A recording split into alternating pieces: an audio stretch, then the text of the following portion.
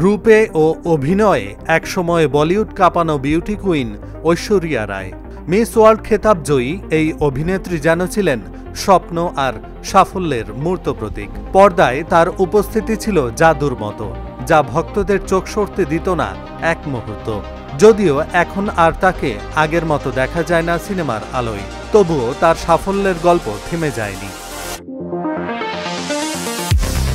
শুরু থেকে নিজের উপার্জনকে দূরদর্শী বিনিয়োগে রূপান্তরিত করে আজ তিনি দাঁড়িয়ে আছেন এক অবিশ্বাস্য মাইলফলকের দোরগোড়ায়। মোট সম্পত্তি ছুঁই ছুঁই করছে 1000 কোটি রুপির ঘরে, যা বাংলাদেশি মূল্যে প্রায় 1388.6 কোটি টাকা।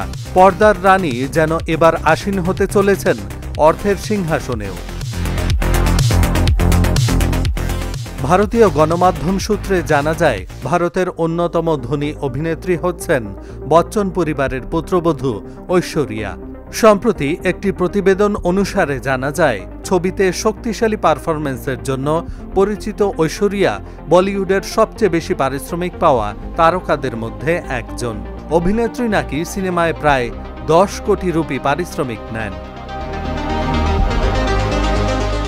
অভিনয়ের পাশাপাশি তিনি উচ্চমানের ভারতীয় এবং আন্তর্জাতিক ব্র্যান্ডগুলোকে প্রমোট করার জন্য 6 থেকে 7 কোটি রুপি আয় করেন।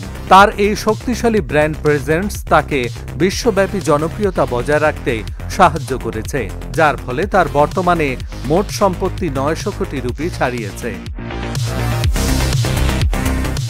আরও জানা যায়, অভিনয় এবং ব্র্যান্ড এন্ডোর্সমেন্ট ছাড়াও ঐশ্বরিয়া ব্যবসার দুনিয়ায় পদার্পণ করেছেন। তার বুদ্ধিমান বিনিয়োগের কারণে তিনি বলিউডের অন্যতম সফল ব্যবসায়ী নারী হিসেবে পরিচিত। যখন রিয়েল এস্টেটের কথা আসে, তখন চর্চিত হয় যে ঐশ্বরিয়া একাধিক বিলাসবহুল সম্পত্তির মালিক।